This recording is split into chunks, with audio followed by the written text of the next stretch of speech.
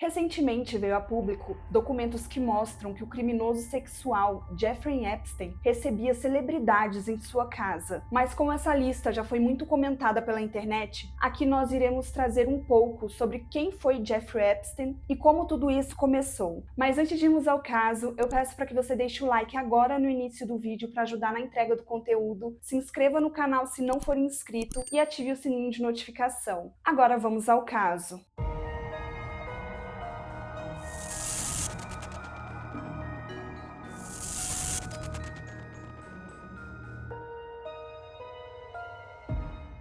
Jeffrey Edward Epstein nasceu em 1953 no Brooklyn, em Nova York. Ele era filho de Pauline Epstein, que trabalhava como auxiliar de escola, além de ser dona de casa, e Simon Epstein, um zelador e jardineiro do Departamento de Parques e Recreação de Nova York. Jeffrey tinha um irmão mais novo chamado Mark. Ele frequentou escolas públicas locais e começou a tocar piano com 5 anos. Como ele era uma criança inteligente, ele acabou pulando 2 séries e se formou quando tinha 16 anos, no ensino médio, no ano de 1969. Ele chegou a frequentar a faculdade Cooper Union e depois acabou mudando para o Instituto de Ciências Matemáticas da Universidade de Nova York, mas acabou saindo de lá em junho de 1974 sem se formar. Apesar de suas faltas de credenciais, ainda em setembro daquele ano, ele começou a trabalhar como professor de física e matemática na Dalton School de Manhattan. Já naquela época, Jeffrey começou a demonstrar um comportamento inapropriado com as crianças menores e depois de um tempo, ele foi demitido por um mau comportamento. Logo após esse acontecimento, ele foi trabalhar no setor financeiro e ingressou em um banco no ano de 1976 como assistente júnior a convite do diretor executivo, cujos filhos estudavam na escola onde Jeffrey havia lecionado. A partir daí, ele foi subindo de cargo e chegou a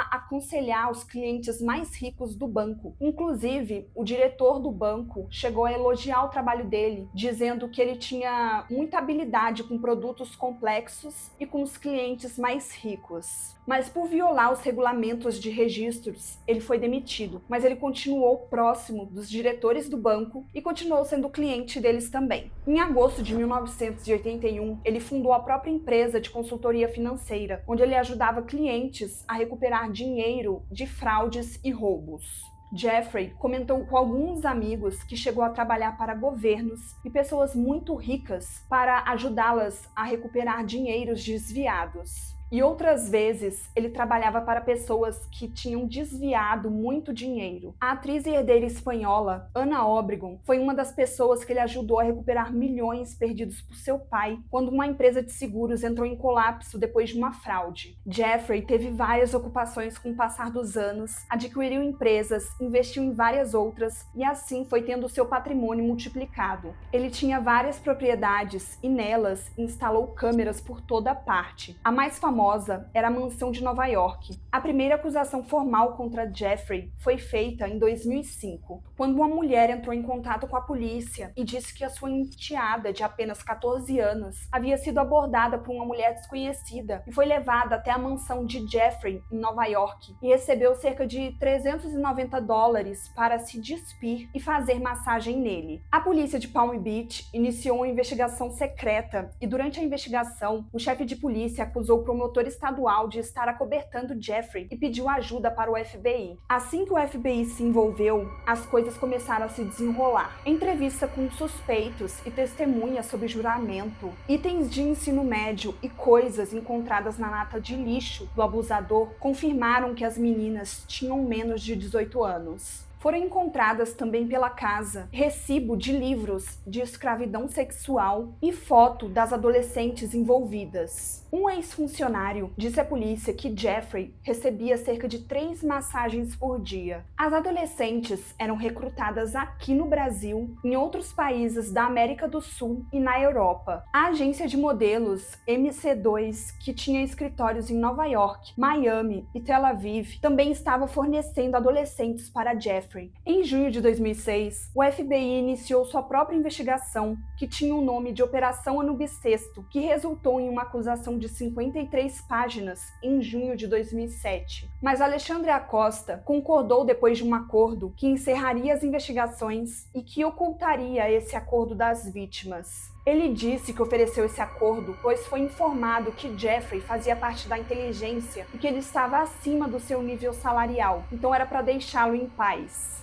Com esse acordo, Jeffrey concordou em se declarar culpado de apenas 2 acusações de prostituição e cumprir 18 meses de prisão, além de ser registrado como criminoso sexual e pagar indenização para 3 dúzias de vítimas identificadas pelo FBI. Mais tarde, esse acordo judicial foi descrito como um acordo amoroso, e depois foi descoberto que os direitos das vítimas foram violados. E foi verificado que Acosta agiu com mau julgamento quando concedeu a Jeffrey um acordo e deixou de notificar as vítimas sobre ele. No dia 30 de junho de 2008, ele foi condenado a 18 meses de prisão e foi alojado em uma ala particular da Palm Beach County Stockade, diferente dos prisioneiros sexuais que eram mandados para uma prisão estadual. E é óbvio que a prisão dos milionários é diferente. Então, na prisão, a porta de Jeffrey era deixada aberta e ele tinha acesso à sala dos advogados, onde foi instalada uma televisão para ele assistir. E ele também trabalhou em um escritório da fundação que foi misteriosamente construído pouco antes dele se declarar culpado. E para completar, ele só cumpriu 13 meses de prisão e depois foi colocado em liberdade condicional para cumprir o restante da pena até agosto de 2010 em sua residência. E enquanto estava em liberdade condicional, ele fez várias viagens no seu jato privado para suas residências em Manhattan e nas Ilhas Virgens Americanas. E ele tinha permissão para ficar longos períodos fora de casa para fazer compras e dar uma passeada em Palm Beach para se exercitar, já que todo preso tem direito, né? Uns anos se passaram, até que no dia 6 de julho de 2019, Jeffrey foi preso pela Força Tarefa de Crimes contra Crianças do FBI no aeroporto de Teterboro, em Nova Jersey. Ele estava sendo acusado de tráfico sexual. No dia de sua prisão, o FBI foi até a sua residência e lá eles encontraram diversas evidências de tráfico sexual, além de milhares de fotografias de mulheres nuas, e algumas dessas meninas eram menores de idade. E em seu cofre foram encontrados diversos discos compactados com etiquetas com os nomes das meninas e os nomes das pessoas que estavam acompanhando elas. Eram gravações das câmeras que ele tinha espalhadas em sua mansão. Foi encontrado também um passaporte fraudulento com a foto de Jeffrey, mas com outro nome. E nesse passaporte tinha vários carimbos que mostravam que ele entrou na França, na Arábia Saudita, na Espanha e no Reino Unido na década de 80. Jeffrey ofereceu 100 milhões de dólares e pediu para ser liberado sob fiança para cumprir pena domiciliar em sua mansão. Mas o juiz Richard Berman foi bem sensato e rejeitou o pedido no dia 18 de julho, dizendo que o abusador representava perigo ao público e tinha risco de fuga. No dia 23 de julho de 2019, Jeffrey foi encontrado em sua cela ferido e quase inconsciente por volta de 1h30 da manhã. Seu companheiro de cela, que tinha sido condenado por assassinato, declarou que não sabia como aquilo tinha acontecido. Jeffrey suspeitava do seu companheiro de cela, mas a equipe correcional suspeitava que ele tinha tentado tirar a própria vida. Após esse incidente, ele foi colocado em uma cela com vigilância suicida e 6 dias depois ele retornou para a unidade habitacional especial, mas agora com outro companheiro de cela. Lá, eles seriam vigiados por guardas a cada 30 minutos. Mas não foi isso que aconteceu na noite de sua morte. Jeffrey foi encontrado sem vida em sua cela no dia 10 de agosto de 2019. Embora suspeitem de suicídio, nada foi confirmado até hoje. Mesmo após a sua morte, acusações continuaram aparecendo e processos continuam sendo abertos contra os seus cúmplices.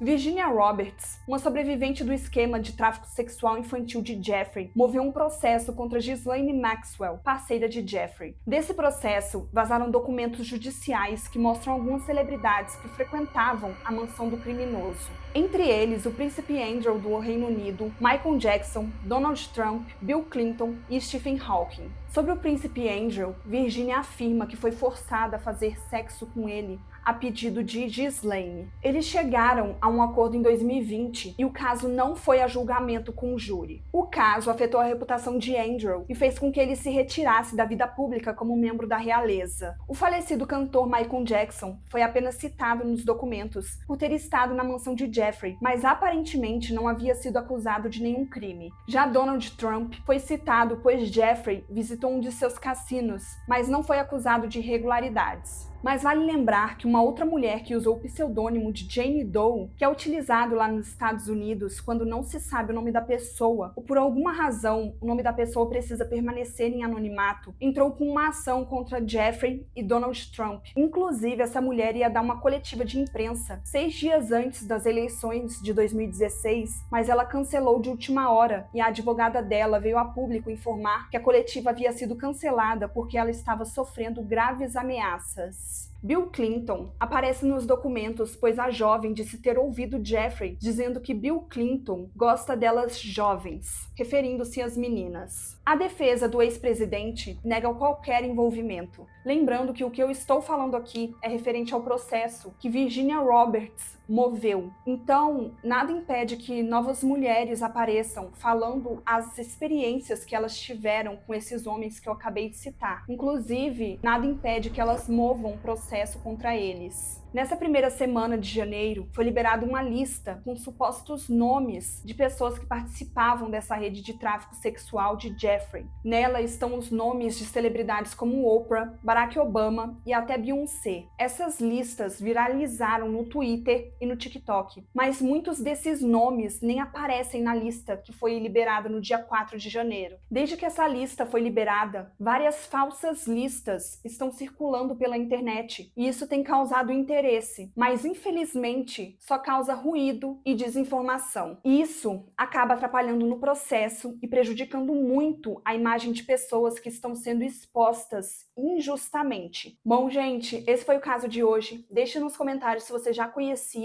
e se eu cometi algum equívoco ou deixei alguma parte importante de fora, deixe nos comentários também. Eu me despeço por aqui, nos vemos no próximo vídeo. Até mais. Tchau!